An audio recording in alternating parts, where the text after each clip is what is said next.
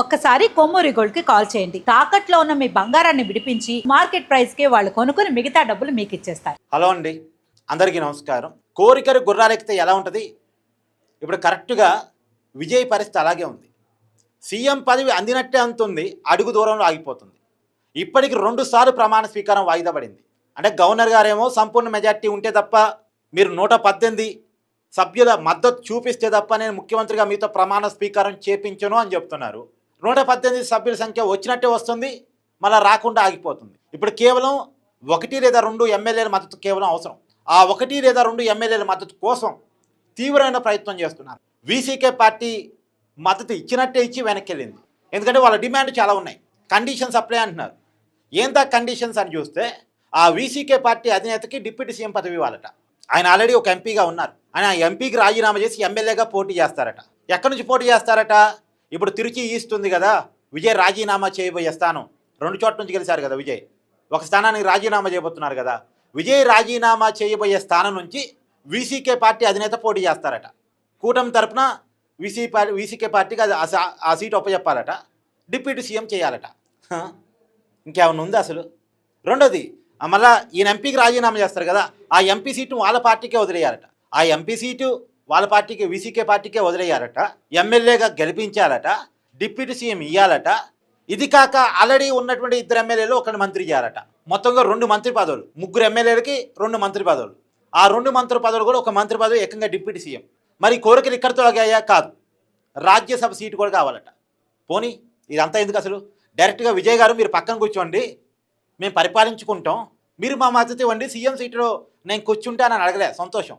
ఏకంగా CM seat అడగలే, deputy సీఎమే అడిగారు. ఏమండి, 2 ఎమ్మెల్యేలకి డిప్యూటీ సీఎం అడగొచ్చా? అడగటం నైతికంగా కరెక్టా? ఉన్నది 2 ఎమ్మెల్యేలు, అవకాశం వచ్చింది కదా, అవసరం వచ్చింది కదా అని డిప్యూటీ సీఎం అడగటం అంటే, ఇప్పుడు నిజానికి డిఎంకే పార్టీ అధికారంలోకి వచ్చింది అనుకోండి, వీసీకే డిఎంకే కూటమిలో ఉంది కదా, అక్కడ ఇస్తారా డిప్యూటీ సీఎం వీసీకే పార్టీకి? ఇస్తారా? కనీసం మంత్రి పదవి ఇస్తారా వీసీకే పార్టీకి? అసలు అక్కడ మంత్రి పదవి కూడా ఇవ్వకపోయినా అక్కడ ఉన్నారు కదా. ఇక్కడికి వచ్చేసరికి కోరికలు పెరిగాయి ఎందుకు? ఇంకానయ్యో విజయ్ ఆస్తులన్నీ మాకు రాసి ఇవ్వండి, విజయ్ సినిమాల్లో మమ్మల్ని హీరోగా పెట్టండి, ఇవన్నీ కోరికలు అడగలే. సంతోషం. అంటే కోరికలకి అడ్డు అదుపు లేకుండా ఉన్న అవకాశాన్ని వాడుకుంటూ విజయ్ని ఏ రకంగా బ్లాక్మెయిల్ చేస్తున్నారు, విజయ్ని ఏ రకంగా ఇబ్బంది పెడుతున్నారు, సినిమా చూపిస్తున్నారు ఒక రకంగా చెప్పాలంటే. నిజానికి విజయ్కి ఉన్నటువంటి ఆలోచన ఏంటంటే, వీళ్ళందరి మద్దతు నాకు అవసరం లేదు, ఫ్లోర్ టెస్ట్కి వెళ్తే అన్నాడీఎంకి అసంతృప్త ఎమ్మెల్యేలు నాకు అనుకూలంగా ఓటేస్తారని విజయ్కి ఉన్న ఆలోచన కావచ్చని నా అంచనా. నిజానికి ఫ్లోర్ టెస్ట్కి వెళ్తే ఆటోమేటిక్గా బలం వస్తుంది. కొంతమంది అన్నాడీఎంకి అసంతృప్తి ఎమ్మెల్యేలు విజయ్కి మద్దతు ఇవ్వడానికి సిద్ధంగా ఉన్నారు.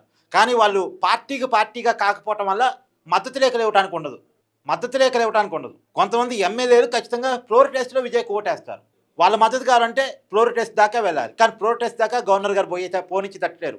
ముందు మద్దతు చూపిస్తేనే పోనిస్తా, ప్రమాణ స్వీకారం చేపిస్తా అంటున్నాడు. ఇదంతా గవర్నర్ వాళ్ళు వస్తున్న ఇబ్బంది. నేను చూడండి, దినకరన్ హైడ్రామా అర్ధరాత్రి పూట పళనిస్వామిని ముఖ్యమంత్రిగా ప్రమాణ స్వీకారం చేపించారట. పళనిస్వామిని ఎట్ట ముఖ్యమంత్రిగా ప్రమాణ స్వీకారం చేపిస్తారు? 47 మంది ఎమ్మెల్యేలు 116 సంఖ్య కనపడుతుంటేనే ప్రమాణ స్వీకారం చేపించారు గవర్నరు. 47 మంది ఎమ్మెల్యేలు ఉన్నటువంటి అన్నాడీఎంకే పార్టీ అధినేతని ప్రమాణ స్వీకారం చేపిస్తారా? ఇక 116 కనపడుతుంటేనే చేపించలేదు. అంటే ఇదంతా ఒక అన్నాడీఎంకే ఆడుతున్న డ్రామా, అన్నాడీఎంకేతో కలిసి ఉన్న బీజేపీ ఆడిస్తున్న డ్రామానా? చాలామందిలో అనుమానం కలుగుతూ ఉంది. దీనికి సమాధానాలు రావాలి. దినకరన్ పార్టీ ఎమ్మెల్యే మద్దతు ఇచ్చినట్టే ఇచ్చి వెనక్కి వెళ్ళిపోయాడట. ఇదేందో అర్థం కానటువంటి సిచ్యువేషన్. ఏది ఏమైనా ఒక లేట్ కావచ్చేమో కానీ విజయ్ ప్రమాణ స్వీకారం కావటం ఖాయం. కాకపోతే ఒక భయం వేస్తుంది ఏంటంటే, వీళ్ళు ఇప్పుడే ఇంత ఇబ్బంది పెట్టారు, రేపు ప్రభుత్వాన్ని సాగనిస్తారా సాగనివ్వరా?